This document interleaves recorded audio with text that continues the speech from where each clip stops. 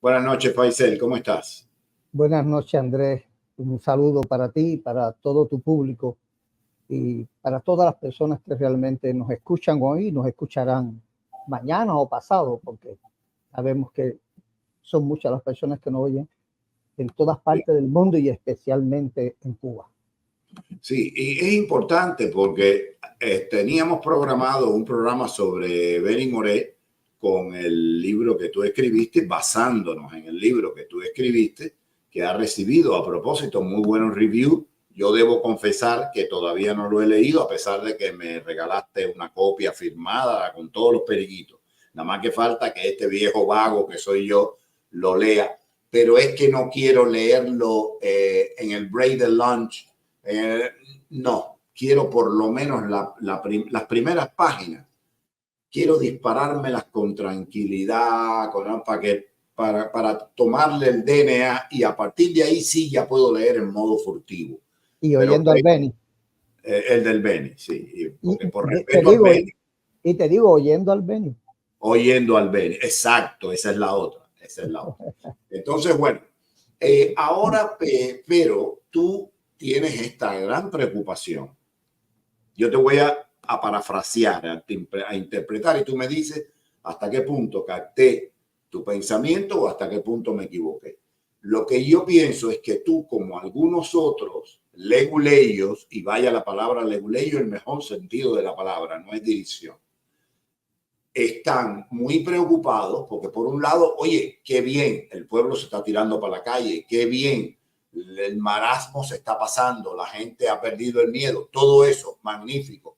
Pero coño, no veo a nadie sentado en una mesa haciendo un plan de vuelo y el avión está calentando motores ya. Esto arranca sin plan de vuelo y ¿qué pasa? Por ahí es que van los tiros de la preocupación de ustedes. Eso es así. Tanto es así que, por ejemplo, la guerra de independencia en Cuba se empezó en el año 1868 y ya mucho antes Félix Varela estaba haciendo planteamientos teóricos trascendentes que recordamos hasta el día de hoy. Y, por ejemplo, en el año 1862 ya Ignacio Agramonte presentó la tesis de su proyecto de país para Cuba, que después la implanta en cierta medida en la Asamblea de Weimar. Sin embargo, nosotros los cubanos siempre hemos esperado a hacer las revoluciones, a que los triunfadores se coronen y se queden con la corona, cuando en definitiva previamente debe haber un proyecto de país que impida realmente que se apropien los vencedores del poder y que realmente la soberanía quede en el pueblo, como se decía entonces, que ahora deben ser los ciudadanos. Y sabes, las manifestaciones ahora en Santiago de Cuba, Andrés, han sido una expresión, creo que no sabría ni cómo explicarla realmente, de este fenómeno. Si tú haces un análisis de las manifestaciones que sucedieron en Santiago de Cuba hace unos días atrás, en comparación con las manifestaciones que existieron los días 11, 12 y 13 de julio de 2021 en La Habana, vas a encontrar una gran diferencia desde el punto de vista intelectual.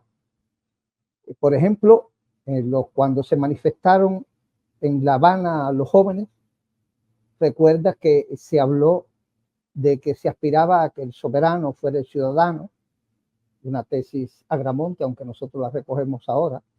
Se hablaba de libertad, se hablaba de libertad de expresión, se hablaba de libertad de movimiento, es decir, se pedían, se demandaban el respeto a los derechos inalienables del ser humano, esos derechos con los que nace el ser humano y que nadie y que a nadie se los debemos.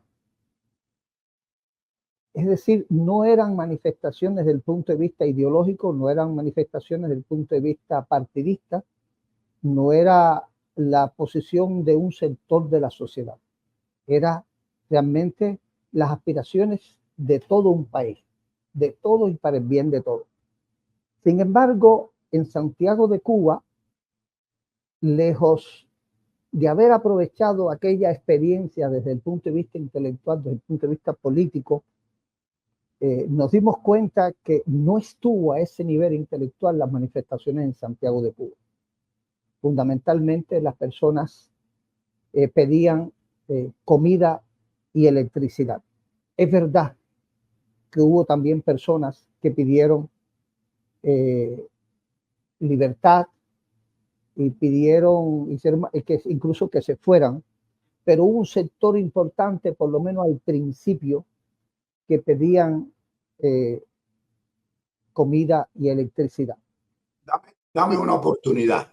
Sí. Quédate con ese pensamiento, no lo pierdas, que a nuestra edad a veces a uno se le escapan las cosas. Pero quiero hacer una precisación. Faisel está haciendo una disección como si fuera médico.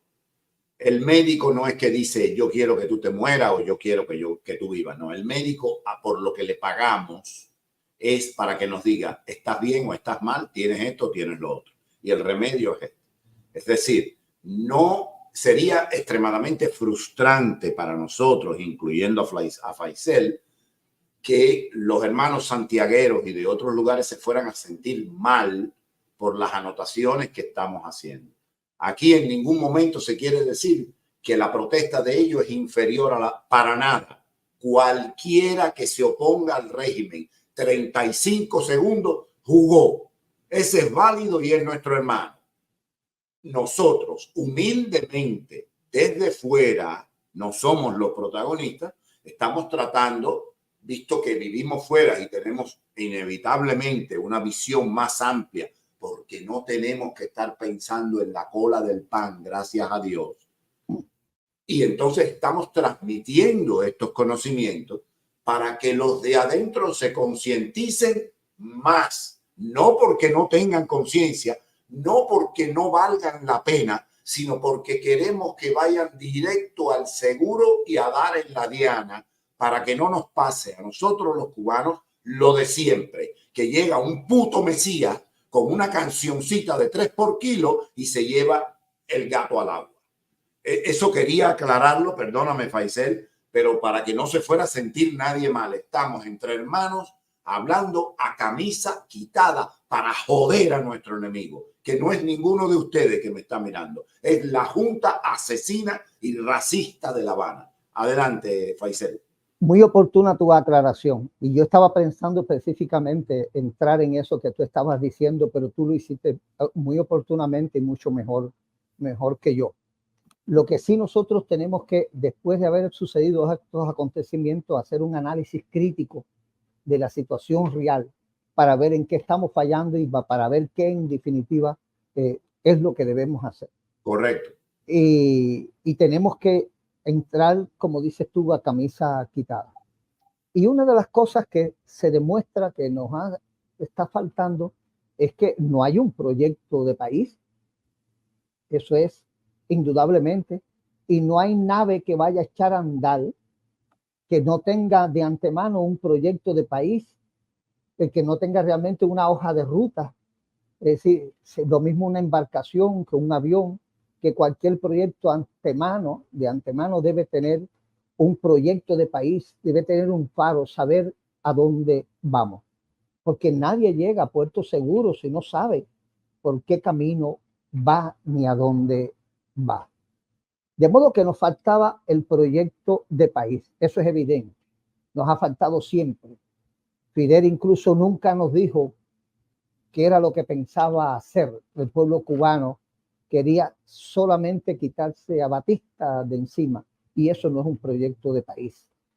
Pero además, estas manifestaciones de Santiago de Cuba demostraron que también nos falta sistema y nos falta el método. Es decir, para lograr realmente un proyecto de país con todos y para el bien de todos, tenemos que tener un proyecto de país, tenemos que tener un sistema y tenemos que tener método. Tres cosas. Tres cosas fundamentales, y además hacerlo de manera creadora. Por ejemplo, el método de lucha. Nosotros no tenemos partidos que nos permitan llevar un pensamiento, un ideario, un proyecto de país a los ciudadanos a través de los partidos, porque el partido no lo permite.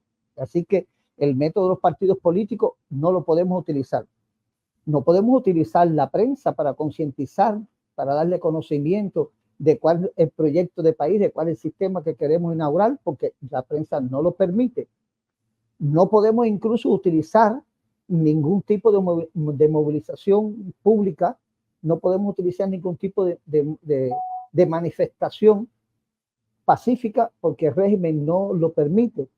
Es decir, no hay ningún medio reconocido en la vida moderna para poder llevar los proyectos de país, para poder llevar el sistema, para dar conciencia a la población de que a dónde vamos y qué es lo que queremos, porque el régimen totalitario se encarga de eliminar todo eso. Y lo primero que hizo el régimen fue realmente romper la célula fundamental de la sociedad. Y hizo, por ejemplo, romper el concepto de amigo y sustituir el amigo por el compañero, con la diferencia que el amigo es fiel y el compañero es un chivato, porque tiene priorizados los intereses del partido y del gobierno. Y la familia la dividió, ya las personas tenían temor hasta hablar en el seno familiar por la división política e ideológica que existía y el deber de lo que estaban desbando la revolución de delatar incluso a las personas que pensaban diferente. Y como que no existe ningún otro mecanismo, nosotros pensamos que una de las maneras de poder llevar el mensaje a la ciudadanía cubana es tratando de rescatar esas dos primeras instituciones, porque no tenemos forma de crear partido, porque el régimen enseguida nos descubre, el régimen va a saber enseguida quién es la cabeza, quién es el brazo derecho, quién es el brazo izquierdo y nos va a destruir. Entonces, ¿qué sucede? Estamos creando la conciencia de restablecer esa célula fundamental que es la familia y los amigos, y a través de la familia y los amigos hacerle llegar a las personas el proyecto de país. Es decir, tenemos que empezar de abajo, como si nosotros estuviéramos todavía en un mundo incivilizado, como si no viviéramos en una sociedad moderna, y que realmente no estamos viviendo en una sociedad moderna, sino que tenemos que utilizar a los métodos más rudimentarios, pero que son eficaces. E incluso en la época de la colonización española, pues ustedes saben que los que primero luchaban por la independencia, pues crearon aquellas conspiraciones de la escalera que eran a través celular, a través de gente, de amigos, gente de familia, y la conspiración de rayos y soles de Bolívar. Es decir, no es que nosotros estamos abogando por empezar a crear unas células conspirativas con el propósito de crearle una guerra al régimen. No, nosotros estamos tratando de llevarle a los ciudadanos cubanos que la única manera de nosotros llevar este mensaje de la necesidad de un nuevo proyecto de país es a través de la familia, porque eso es lo único en lo que pudiéramos confiar en aquellos casos que sea confiable y en los amigos para poder hacer llegar. Por eso nosotros le hemos planteado a las personas que han firmado el pacto social y la Carta Magna, que por cierto la han firmado 1498, el pacto social, y la han firmado alrededor de 100 y pico de personas, la Carta Magna. Nosotros queremos que sean por lo menos 50.000, necesitamos para que sea expresión realmente del pensamiento, de la conciencia de un sector importante de la sociedad, para poder hablar de ello como expresión legítima de un sector importante de la sociedad. Es decir, tenemos que crearnos métodos para poder llevar el mensaje a la sociedad cubana. Tenemos que crear el método, y eso tiene que ser de manera creativa de cada uno de nosotros, los cubanos. Eso se manifestó, que no existe en las manifestaciones de Santiago de Cuba. Además, nosotros tenemos que tener un sistema Es decir, no es suficiente tener un proyecto de país, un ideario. No, un proyecto de país un proyecto de país realmente necesita un ideario, necesita un sistema y necesita métodos. Entonces, nosotros necesitamos, después que encontremos los mecanismos adecuados para poder llevarle el mensaje a cada uno de los ciudadanos, para que los ciudadanos sepan en determinado momento qué es lo que hay que demandar, qué es lo que hay que decir en las manifestaciones, también saber qué es lo que hay que hacer durante las manifestaciones y después de las manifestaciones, qué es lo que se va a hacer.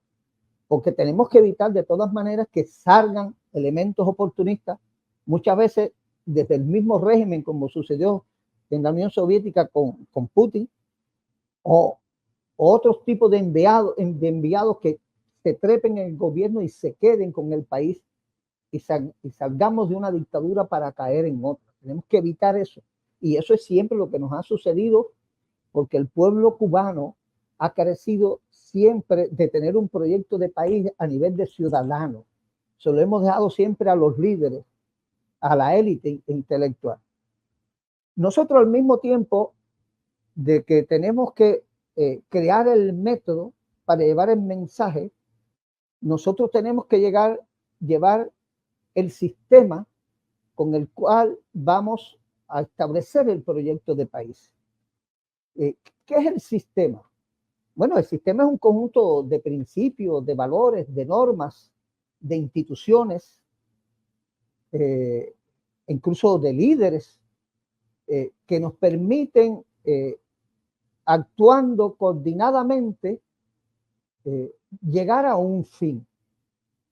Entonces, tenemos que crear entonces un proyecto de país que tenga un sistema definido. El sistema que nosotros hemos propuesto, que es el que hemos hablado, el pacto social en su expresión formal de Carta Magna, pues establece un conjunto de principios y de normas que consagran un proyecto de país como lo aspiraban, a mi modo de ver, Martí y Agramonte. Es decir, un proyecto de país donde el soberano sea el ciudadano, donde el ciudadano sea la primera y última fuente de poder, donde nosotros no tengamos que depender de la cabeza del líder, no tengamos que depender de las orientaciones de un partido, no tengamos que depender de la orientación de un líder y no tengamos que depender de la orientación o del acatamiento a una ley o unas instrucciones, sino que nosotros seamos los creadores de lo que debe hacer los funcionarios del Estado a nuestro servicio. Es decir, nosotros hacer lo que ellos nos dicen, sino que ellos hagan como servidores públicos lo que nosotros los demandamos. Por eso, en ese sentido, el soberano debe ser el ciudadano. Y el ciudadano es entonces, en consecuencia, que debe elegir quiénes son las personas que él considera que le van a ser útil como servidor público dentro de las instituciones del Estado. Además de consagrar quién es el soberano, nosotros tenemos que consagrar cuáles son los derechos fundamentales que vamos a consignar como inviolables y que haya que respetar solo cada individuo. Y en ese sentido nosotros consideramos que para lograr una patria con todos y para el bien de todos, para lograr un país que no sea el de un bando, ni de un partido, ni de una ideología, ni de una doctrina o religión en particular, sino donde quepan todos y por el bien de todos, tenemos que entonces fundamentarnos en un proyecto de país donde sean inviolables la dignidad plena del hombre, como decía José Martí, o como diría John Locke, los derechos inalienables del ser humano. Es decir, esos dones, esos derechos que tiene el ser humano por el solo hecho de venir a la vida, por el solo hecho de vivir en realidad. Porque los seres humanos necesitan justicia incluso cuando no hay ley. La inexistencia de ley o de norma no justifica que no exista justicia en la sociedad, porque la justicia es un don que la naturaleza nos da por sentido común. Entonces, nosotros tenemos incluso que consagrar una serie de principios fundamentales inspirados en esos derechos inalienables, que es los que le sirven a todos los seres humanos. Es el derecho a la vida, es el derecho al pensamiento, el derecho a la expresión, el derecho al libre tránsito, es el derecho a la dignidad, el derecho a la búsqueda de la felicidad. Esos derechos que después los padres fundadores de la Constitución norteamericana consagraron en lo que es el Bill of Rights, y que últimamente se le ha venido a llamar derechos humanos, aunque desgraciadamente, a mi modo de ver, los derechos humanos en estos tiempos muchos están siendo ideologizados. Es una tendencia negativa de los últimos tiempos. Pero además de eso, ese proyecto de país pues tiene que tener un ideario, y ese ideario nadie mejor que el ideario que consagró José Martí. El ideario realmente libertario de Cuba es José Martí. De modo que nosotros tenemos ya por una parte el ideario de una Cuba con todos y para el bien de todos, en el ideario de José Martí. Nosotros tenemos ya consagrado unos derechos inalienables como fundamentales que deben ser inviolables por el ser humano. Nosotros ya tenemos detectado quién debe ser el soberano en esta nueva patria con todo y para el bien de todo, porque debe ser el ciudadano, porque el ciudadano además debe ser el soberano, porque Dios nos hizo a su imagen y semejanza, y porque además ya la revolución digital nos empodera de tal manera que el ciudadano puede contribuir directamente a dibujar la voluntad nacional, a crear políticas públicas y llegar con inmediatez a las instituciones del Estado para que los funcionarios públicos pues implementen esos mecanismos. Ese proyecto de país, entonces lo que nos hacía falta era constituir después lo que nosotros pudiéramos decir las instituciones del Estado. Es decir, en estos fundamentos, es decir, en el ideario de José Martí, en los derechos inalienables que nos da la naturaleza misma, en esta soberanía que la misma naturaleza le da al ser humano, por dotarlo de esos dones que no se los debemos a nadie, que debieran consagrarse como derechos inalienables, inviolables. Entonces, lo que nos faltaría para ya tener el sistema, el muñeco armado, es crear las instituciones que van a constituir el Estado. Y yo he pensado que debe ser 5 instituciones fundamentalmente. Se habla muchas veces de la repartición de poderes del Estado. Yo no le llamaría repartición de poderes del Estado. En primer lugar, porque los poderes no deben ser del Estado, los poderes deben ser del ciudadano. El ciudadano va a delegar sus poderes en el Estado. Yo creo que ese concepto de los estados soberanos debe quedar atrás, porque soberanía significa quién es el que manda y quién es el que decide, quién tiene el ejercicio del poder. Y yo pienso que no debe ser el Estado. El Estado debe ser un instrumento al servicio de nosotros los ciudadanos, que nosotros somos los que debemos tener el poder. En consecuencia, yo creo que debieran consagrarse unos poderes ciudadanos donde los ciudadanos van a delegar en el Estado ciertas funciones, instituciones del Estado. Un Estado que va a estar constituido, como les dije, por esos 5 poderes. Primero, un poder judicial, elegido, como les dije, por los ciudadanos.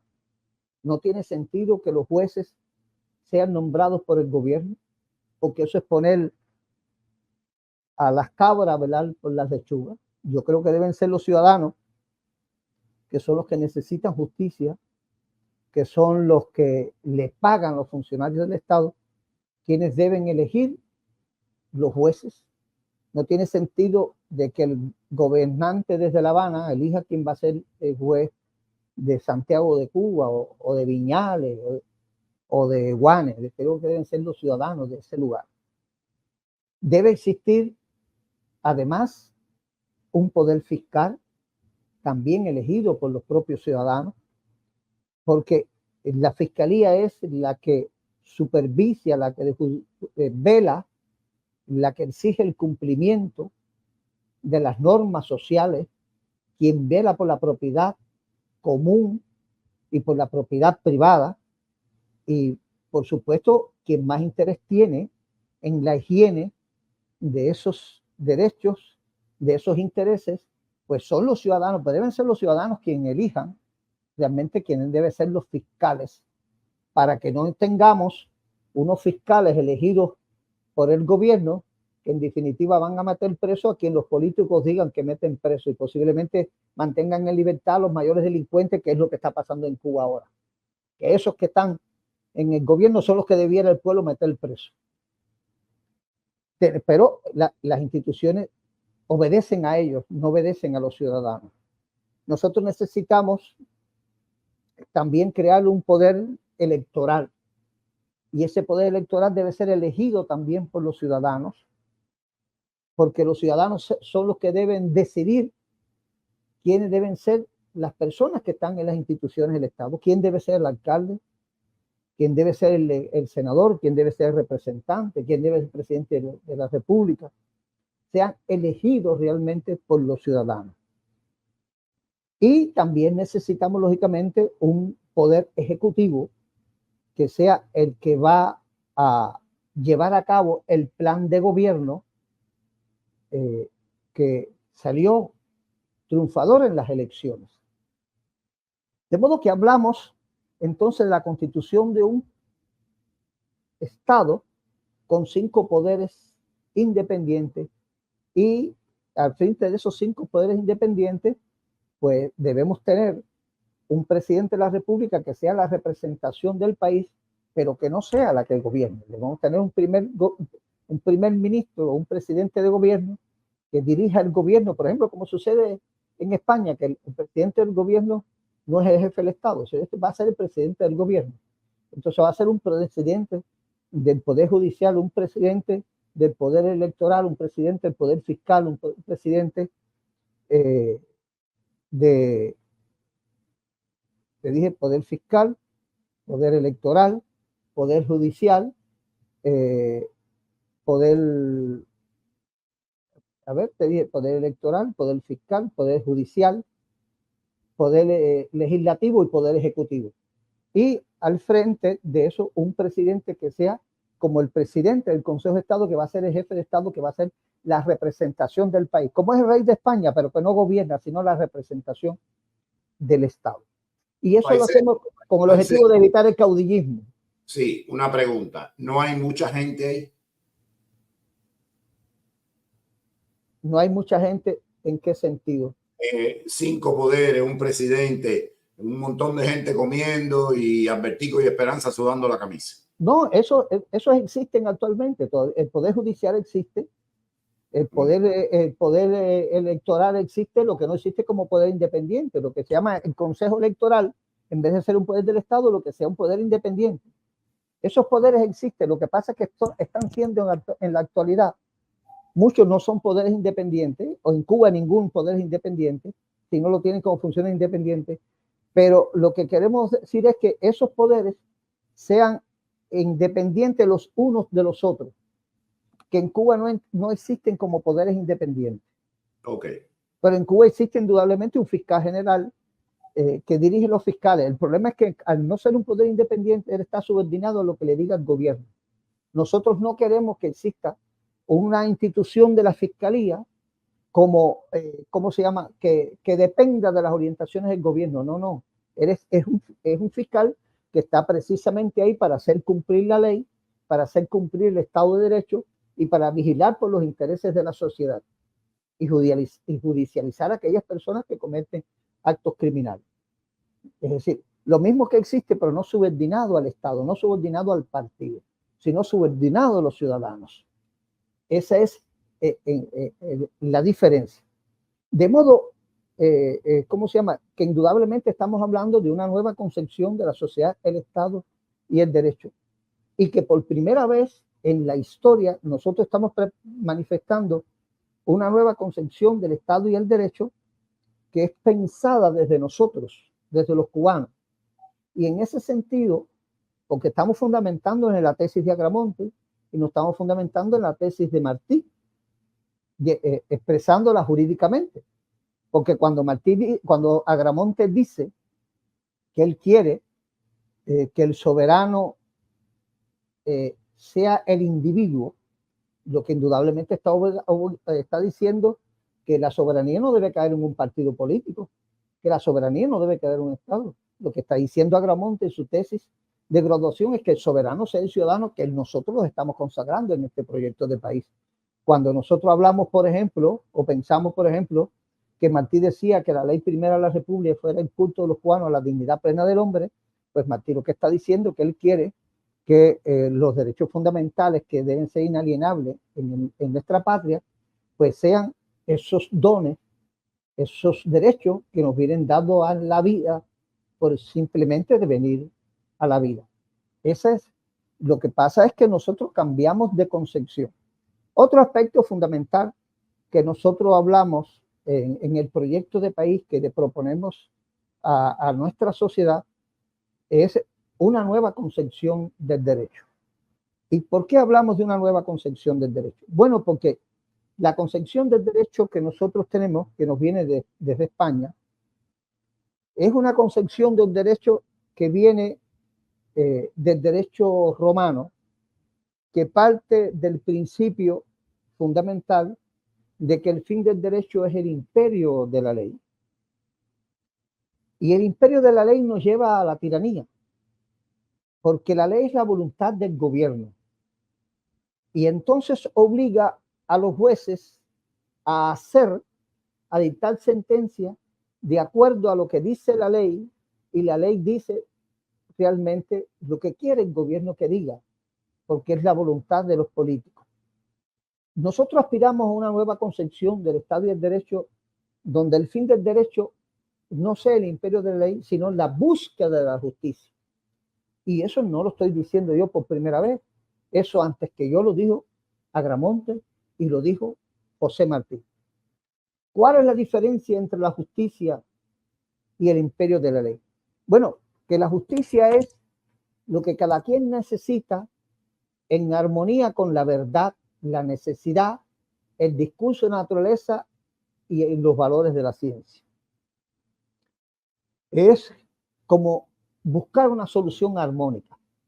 Es decir, la justicia es lo armónico, lo equilibrado. Esa es la justicia. Ese concepto ya nos viene desde la época de San Pablo. Eso tampoco es novedoso.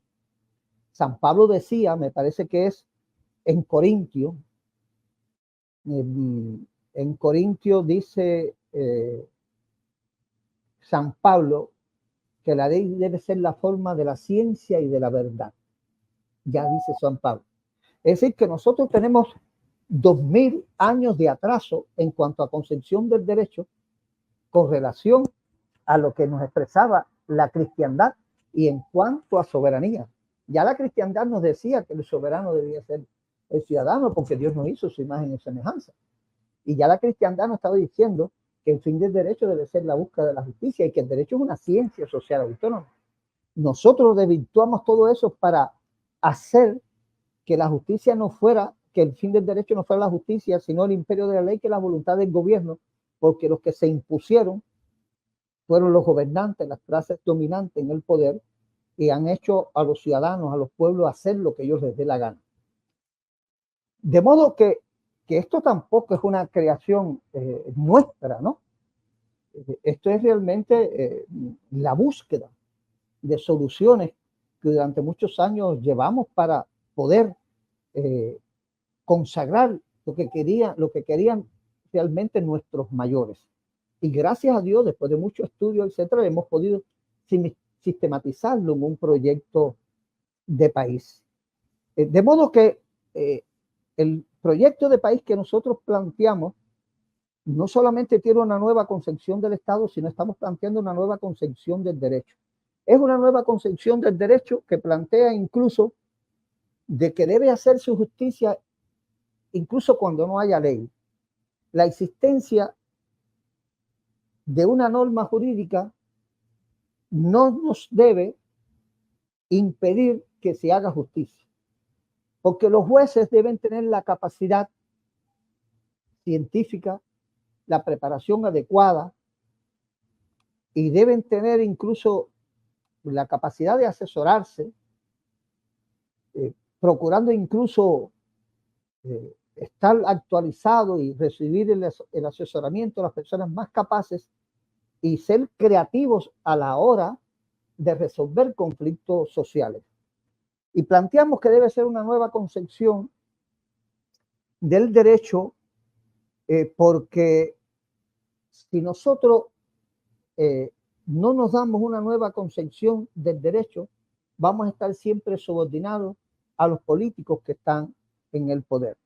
Ahora, tenemos que, ya tenemos el proyecto de país dibujado por Martí, tenemos el sistema del cual nos diseñó Agramonte y que yo pues le he dado una redacción para nuestros tiempos, y hemos creado y hemos diseñado constituir un nuevo Estado en esto que nosotros estamos llamando Carta Magna, que por cierto, Andrés, te la puse en tu página de WhatsApp para si lo quieres colocar, para que la gente la vea y el que quiera firmarla, que la lea, la comparte, el que quiera firmarla, la firma, porque en la mayoría en que más personas la firmen, pues tienen más legitimidad y se puede convertir en la expresión de un sector de la sociedad y por tanto tener reconocimiento. Y eso es muy importante, eso fue lo que hizo Payá con el proyecto Varela.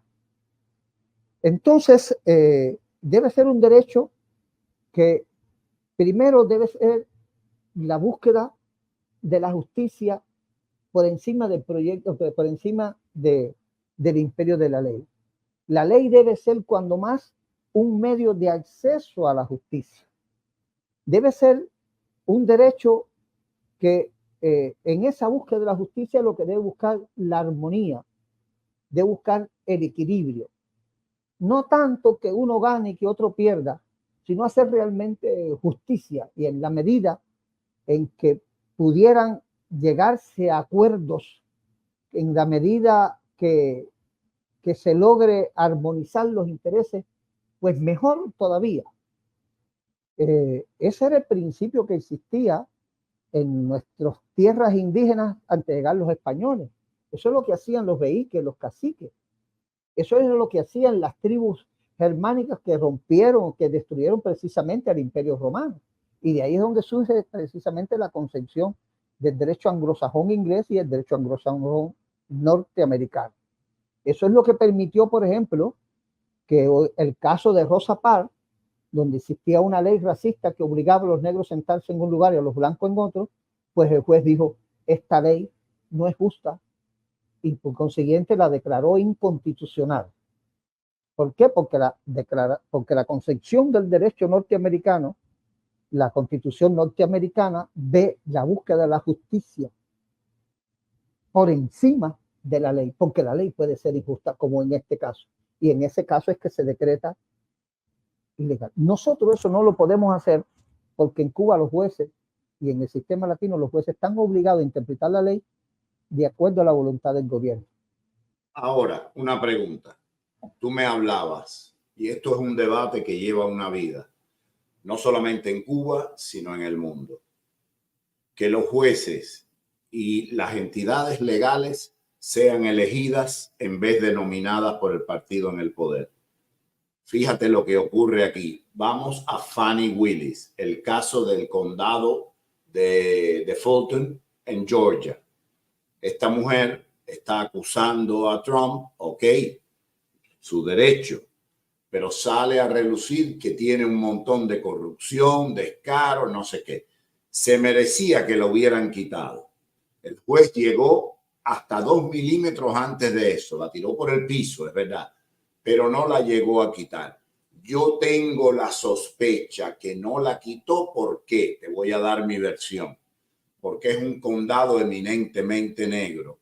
Y si él quita a esta mujer que es negra, no sale reelecto. También ser elegido por el pueblo tiene su chantaje, ¿sí o no? Ningún sistema es perfecto. Pero dentro de la imperfección humana, yo prefiero a que los jueces sean elegidos por los ciudadanos a que sean elegidos por los burócratas del partido que tienen el poder. Porque, Okay. porque sería poder poner, como te dije anteriormente, poner a la cabra a velar las lechugas. El derecho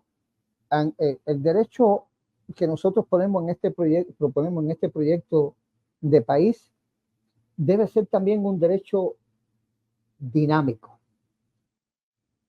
¿Qué quiero decirte con esto? Uno de los problemas que tiene el imperio de la ley es que la ley es dogmática. Es decir, surge una ley hoy y esa ley está fija ahí. Y la primera injusticia que se comete es cuando tú tratas de juzgar a todo el mundo por la misma ley, porque todo el mundo es diferente. Por tanto, esa concepción del derecho latino a mí no me convence. A otros compañeros abogados sí les convence y tenemos que respetar porque es el criterio de los otros. Pero a mí prácticamente no me convence porque la ley trae consigo el dogma. Además, la ley tiene otro problema, que es enfrenta a los fenómenos sociales desde un punto de vista deductivo. ¿Qué quiere decir eso? Lo que quiere decir es que existe la ley y entonces tú tienes que ponerle esa ley al conflicto como si fuera un sombrero, sea la cabeza más chiquita o más grande. Es decir, tú tienes que subsumir el hecho a una norma. Hay una ley y todos los casos tienes que resolverlo de esa manera, con atenuantes o con agravantes, pero ahí. Y eso a mí también me parece injusto y quiero considerar injusto. Nosotros estamos abogando por un sistema de derecho donde en vez de ser deductivo, en vez del juez partir de la ley, aplicarla a un caso concreto, nosotros planteamos que un caso concreto refleje unas realidades que obliguen al juez a una solución. Si el método de interpretación del fenómeno y de solución del fenómeno es a la inversa a como está establecido en el sistema de derecho nuestro. Eso sería otro aporte que nuestro proyecto de país está planteando.